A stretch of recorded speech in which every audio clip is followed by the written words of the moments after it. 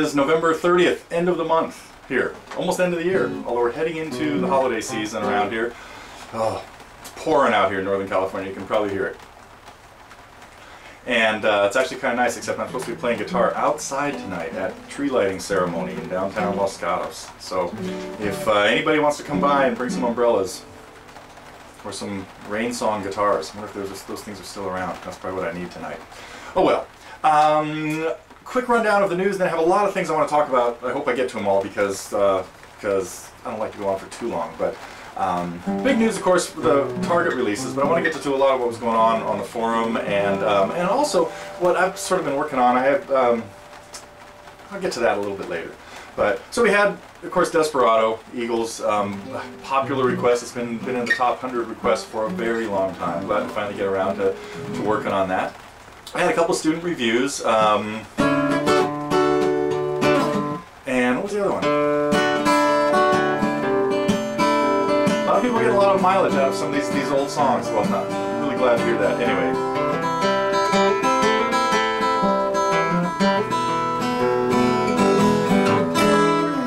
Of course, the Needle and the Damage Done. Always fun to take a look at Neil Young songs. And then we had Fred taking a look. Remember last week I said something about I have sort of a shortage of fly-on-the-wall videos. Well, now there's a backlog of them, so might be seeing more of those. Saw Fred working on Sandman. Saw Ed working on, uh-oh, I don't know if I can do this without a capo and picking my hand.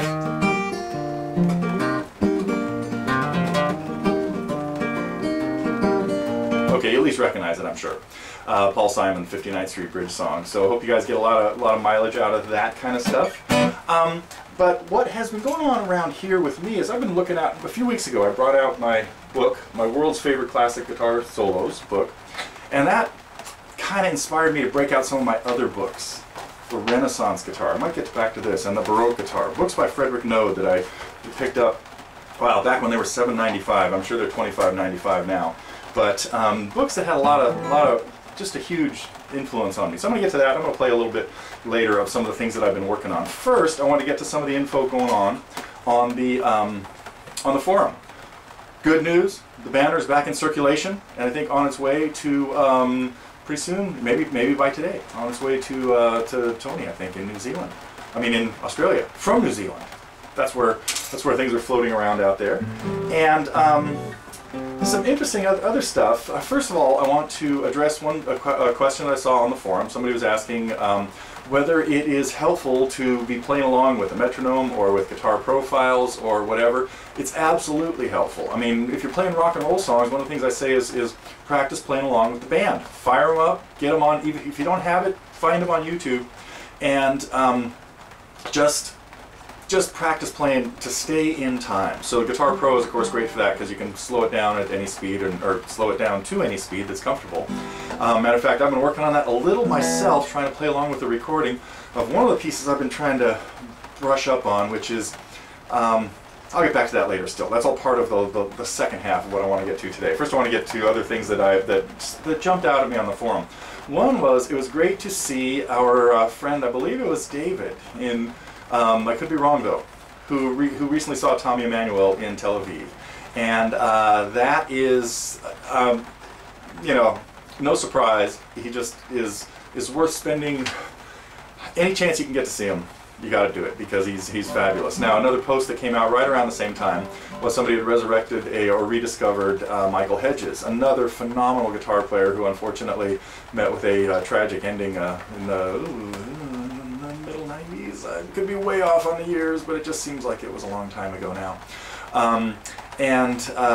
But if you haven't seen or heard much of Michael Hedges, just check out some of the stuff on YouTube, because there's something actually kind of inspirational for me in particular. And some of it was his classical treatment of songs, sometimes done on steel string guitars. Phenomenal things. I've been playing Bach on a harp guitar and stuff like that. So, also, as was noted, any Renaissance fans, they lost their main inspiration or main songwriter, Michael Dunsford, passed away last week, or the week before. I guess it was on the 20th, I think, a couple days before Thanksgiving out here. So that's kind of a sad thing too, but I've been listening to a lot of them. I've been listening to a lot of unusual stuff lately. Savoy Brown has kind of jumped out at me as, again, I'm sort of rediscovering Kim Simmons and some of the great albums from the early 70s, Raw Sienna in particular, and Street Corner Talkin' from '71. So if you want to check out some British blues, I encourage you to listen to Savoy Brown. Let's see, I had there's only one more thing to talk about, and then I can get to what I really wanted to do, I hope. And that was, really again, want to thank a lot of the old timers, especially who have come out of the woodwork after disappearing for a little while, for a long time lately. Not to mention any names, Mark, but I think I really appreciate the answers to some of the questions that people have been asking about. Chris, I think, came up with a great one lately too, and so did Tovo, I think, for people asking various questions about, should I do this, should I do that, and stuff. So anyway, certainly appreciate all the participation and insight that everybody has to offer everybody else here at TG. So that is very cool. So, but okay, that's it for the announcements. Now I should play something, right? Not this though. Wait a minute, what was I even thinking? I wasn't going there. What I want to do is tell you a little bit more about many years ago, about 30 or 35, it's been about 35 years since I seriously played classical guitar. It was when I was still in my early 20s, I think, and hanging out with a great classical guitar player who's a longtime friend of mine, John Dimmick. And we worked on doing duets of ridiculous stuff, pictures at an exhibition, Scheherazade, all kinds of crazy things. But when you have time on your hands in your early 20s and the inspiration, stuff like that happens. But it recently kind of jumped out at me that I haven't really done anything serious about that for a long time, and I thought I'm gonna try to get back and work on songs I used to have in pretty good shape.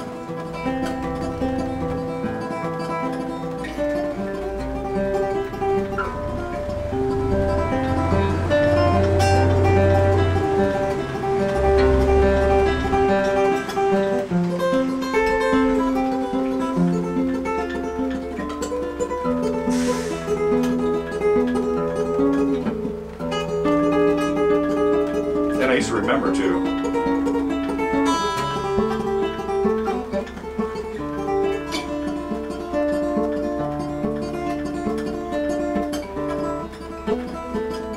So go.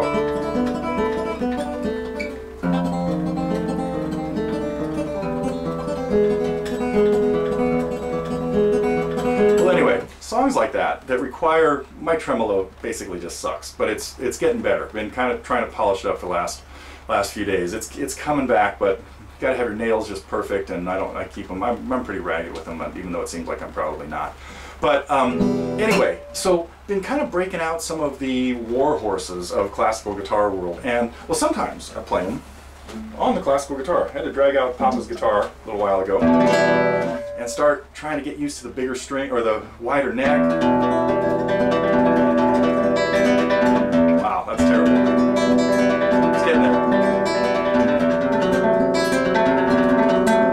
Yikes, okay. Gotta get back in shape.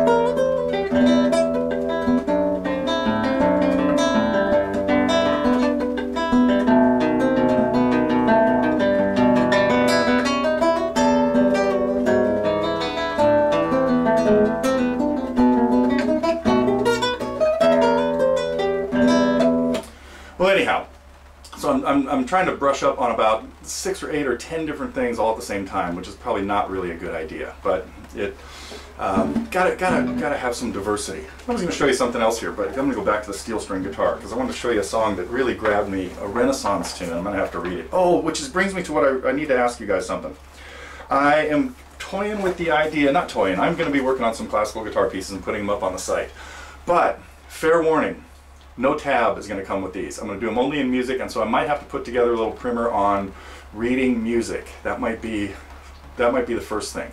So I hope everybody that wants to start working on some of the classical stuff that's going to be coming out, brush up on reading. We'll start with some easy stuff. We're not going to tackle Antonio Loro yet, which is what I was just playing right there. But we might look at something like this, something by Robert Johnson.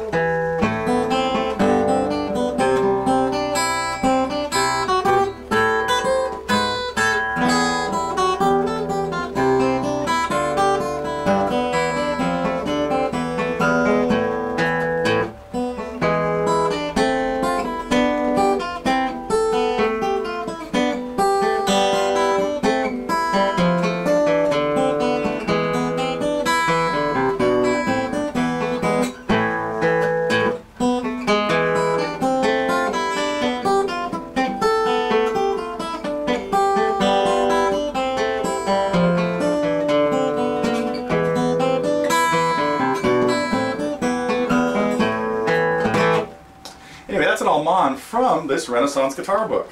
Very cool. Yes, by the first Robert Johnson from the 16th century, maybe 15th, 16th I believe. Not related to the other one.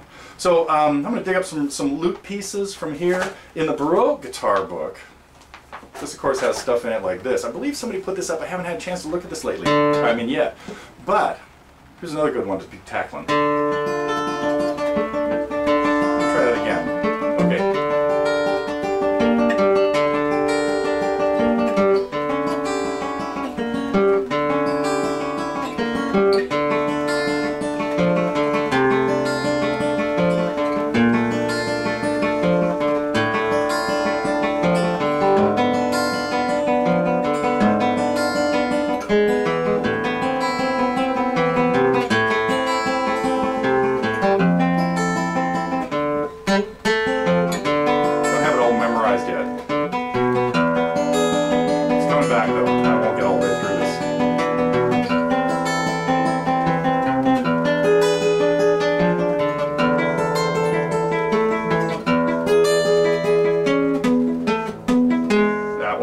Really weird.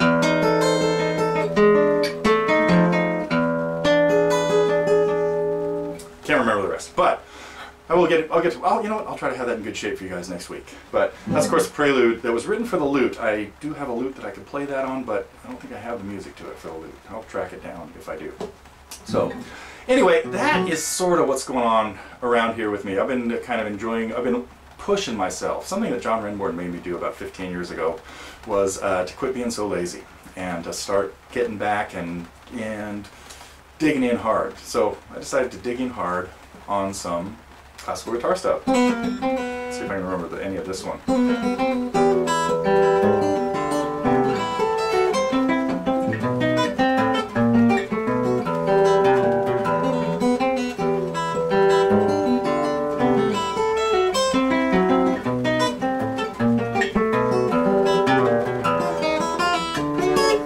It gets weird. I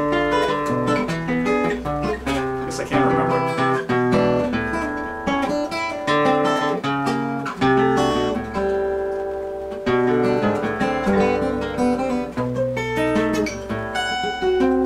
Uh-oh.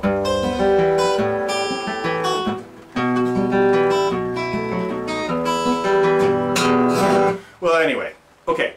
I've rambled on enough.